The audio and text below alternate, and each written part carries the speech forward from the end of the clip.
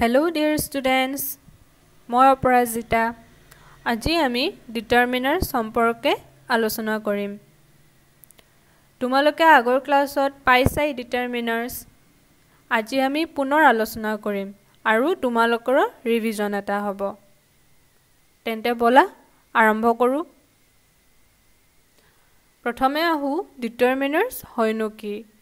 ডিটাৰমিনাৰ্স নাউনৰ লগত বহি সেই নাউনটোৰ সংখ্যা পৰিমাণ সম্বন্ধ ইত্যাদি বুজায়। আমি ইয়াতে কেইটামান উদাহৰণ লিখিছো। This is a cow. The cow is a domestic animal. An ant is a very industrious creature. Give me some oranges. I have not many books. Do you want any apple? এই উদাহৰণ কেইটাৰ a, the, an, some, many আৰু any হল ডিটাৰমিনাৰ্স। ইয়াৰে a, an আৰু the article বুলি কয়। Article ডিটাৰমিনাৰৰে এটা ভাগ হয়।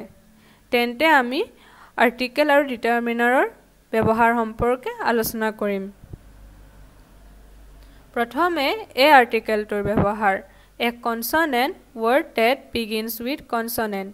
যোনবোৰ শব্দ কনসনেন্টেৰে আৰম্ভ হয় সেইবোৰ শব্দৰ আগত a আৰ্টিকেলটো বহে। A boy, a cat, a book. এই শব্দকেইটাৰ আদি আখৰটো অৰ্থাৎ আৰম্ভণি হোৱা আখৰটো কনসনেন্ট হয়। সেইকাৰণে a বহিছে। A vowel having the sound u. আমাৰ ভাৱেল কেইটা আছে তোমালোকেতো জানাই, 5টা। a, e, i, o, u. যদি ভাৱেল বিলাকৰ উচ্চাৰণ ইউৰ দৰে হয় তেতিয়াহলে a আৰ্টিকেলটো বহিব। A university, a union, a European. এই শব্দ তিনিটাৰ আদি আখৰ কেইটা ভাৱেল হয় কিন্তু উচ্চাৰণ ইউৰ দৰে হোৱাৰ কাৰণে a বহিছে। Before the vowel o when it is sound as wa. o ভাৱেলটোৰ আগত a বহিব যদিহে অৰ উচ্চাৰণ ৱাৰ দৰে হয়। A 1 rupee note. A 1 egg play. ইয়াৰে 1 শব্দটোৰ অটোৰ উচ্চাৰণ ৱাৰ দৰে হৈছে। হেতু কাৰণে a আৰ্টিকেল বহিছে। To indicate a class. গোটেই জাতিটোক বা শ্ৰেণীটোক বুজালে a আৰ্টিকেলটো বহে। A tiger is ferocious animal. ইয়াতে এটা বাঘক কোৱা নাই, গোটেই বাঘৰ শ্ৰেণীটোক বুজাইছে।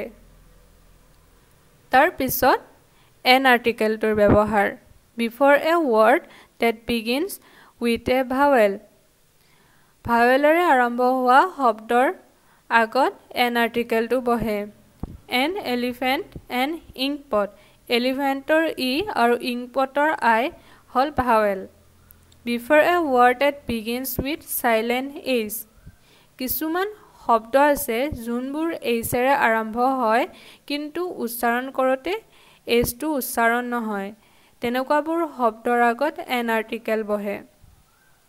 An hour, an honest man, an air.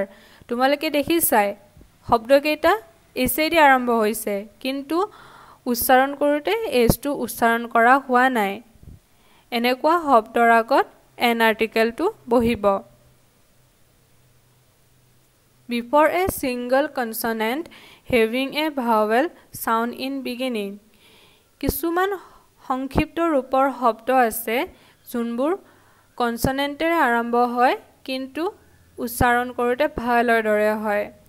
An MA, an HS school, an MLA. MA টো উচ্চাৰণ কৰোতে প্ৰথমে এৰ দৰে হৈছে। হেতু কাৰণে an আৰ্টিকেলটো বহিছে। তাৰ পিছত the আৰ্টিকেলৰ ব্যৱহাৰ। To denote a particular person or thing already known. কোনো পৰিচিত ব্যক্তি বা বস্তুক বুজালে the আৰ্টিকেলটো বহে। To denote or generalize the whole class. গোটেই জাতিটো বা শ্ৰেণীটোক বুজালে the আৰ্টিকেলটো বহে। Before the name of thing which only one exists. কিছুমান বস্তু যোনবোৰ সংখ্যাত মাত্ৰ এটাই তেনেকুৱাবোৰ বস্তুৰ নামৰ আগত the আৰ্টিকেলটো বহে। তে আমাৰ সূৰ্যটো এটাই, এই সূৰ্যটোৰ নামৰ আগত the আৰ্টিকেলটো বহিব। Before the names of river, seas, ocean, gulfs, newspaper, desert, etc. নদী, সাগৰ, মহাসাগৰ, বাতৰি কাকত এইবোৰৰ নামৰ আগত the article বহে. Before the names of mountain ranges পৰ্বতমালাৰ নামৰ আগত the article টো বহে. কিন্তু মনত ৰাখিবলগীয়া কথাটো হ'ল এখন মাত্ৰ পৰ্বত বা পৰ্বতশৃংগৰ নামৰ আগত the article নবহে. Before the names of groups of islands দ্বীপপুঞ্জৰ নামৰ আগত the article টো বহে. কিন্তু এটা মাত্ৰ দ্বীপৰ নামৰ আগত the article নবহে. Before the names of noted public places, famous and historical events বিখ্যাত প্ৰখ্যাত অট্টালিকা নাইবা ঐতিহাসিক ঘটনাৰ নামৰ আগত the article টো বহে. Before the names of sacred books পবিত্ৰ গ্ৰন্থবোৰৰ নামৰ আগত the article টো বহে. The name of a community or nation কোনো জাতি বা সম্প্ৰদায়ৰ নামৰ আগত the article টো বহে. কিন্তু মনত ৰাখিবলগীয়া কথাটো হ'ল the article টো কেতিয়াও ভাষাৰ নামৰ আগত নবহে. ভাষাৰ নামৰ আগত তেতিয়াহে বহে যদি ভাষাটোৰ নামৰ লগত লেংগুৱেজ শব্দটো থাকে. আমি উদাহৰণত লিখিছোঁ the English language. ইয়াৰে যদি আমি লেংগুৱেজ শব্দটো নাথাকিলে হয় বা নিলিখিলো হয় তেতিয়া কিন্তু the article টো নবহিলে হয়.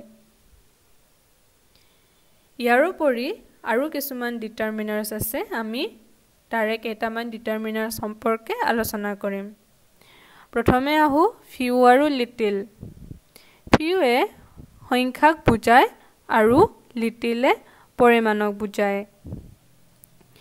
Few, a few, da few এনেকৈ ফিউ তিনিটা আছে. ফিউ দিনত অলমষ্ট নান. ফিউৱে একেবাৰে নোহোৱাই বুজায়. এ ফিউ দিনত চাম. এ ফিউৱে অলপমান বুজায়. The few denotes all though not many. the few গোটেইখিনিকে বুজায় অৰ্থাৎ যিখিনি আছে গোটেইখিনিকে বুজায় কিন্তু সেইখিনি সংখ্যাত বহুত নহয়. ঠিক তেনেদৰে লিটিল, এ লিটিল আৰু the little. Little denotes almost nothing. ফিউৰ নিচিনাকৈ লিটিলো একেবাৰে নোহোৱাই বুজায় অৰ্থাৎ একেবাৰে নায়েই তেনেকুৱা অৰ্থত লিটিল ব্যৱহাৰ হয়. A little denote a small quantity. এ লিটিলে অলপ পৰিমাণৰ বুজায়. The little denotes not much but all that is. The little যিখিনি আছে গোটেইখিনি পৰিমাণক বুজায় কিন্তু সেইখিনিও একেবাৰে বহুত বেছি পৰিমাণৰ নহয়. তাৰপিছত হ'ল some আৰু any. Some and any used to denote quantity and number. পৰিমাণ আৰু সংখ্যা বুজাবলৈ some আৰু any ব্যৱহাৰ কৰা হয়. কিন্তু এফাৰ্মেটিভ বাক্যৰ ক্ষেত্ৰত some ব্যৱহাৰ কৰা হয়. ইণ্টাৰগেটিভ আৰু নিগেটিভ বাক্যৰ ক্ষেত্ৰত any ব্যৱহাৰ কৰা হয়. কেতিয়াবা কিন্তু ইয়াত ব্যতিক্ৰম দেখিবলৈ পোৱা যায়. আমি গম পাওঁ যে some এফাৰ্মেটিভ বাক্যৰ ক্ষেত্ৰতে ব্যৱহাৰ কৰা হয় কিন্তু কেতিয়াবা someটো নিগেটিভ বাক্যৰ ক্ষেত্ৰতো ব্যৱহাৰ হয় আৰু এনিটো সাধাৰণতে ইণ্টাৰগেটিভ আৰু নিগেটিভ বাক্যৰ ক্ষেত্ৰত ব্যৱহাৰ হয় কিন্তু ই কেতিয়াবা এফাৰ্মেটিভ বাক্যৰ ক্ষেত্ৰতো ব্যৱহাৰ হয়. তাৰ পিছত হ'ল much আৰু many. much denotes quantity and is used with uncountable noun. muchে পৰিমাণক বুজায় আৰু many denotes number and is used with countable noun. manyয়ে সংখ্যাক বুজায়. Each and every is refer to one of two or more. ইছে দুটা বা তাতকৈ বেছিৰ ভিতৰত এটাক বুজায় আৰু every refers to one of more than two. every দুটাতকৈ বেছিৰ ভিতৰত এটাক বুজায়. Each আৰু every এই দুটাৰ প্ৰায় একেই হয় কিন্তু পাৰ্থক্যটো হ'ল ইছে প্ৰত্যেককে বুজায় আৰু এভৰিয়ে সকলোকে বুজায়। আজিলৈ এইখিনিয়ে। ধন্যবাদ।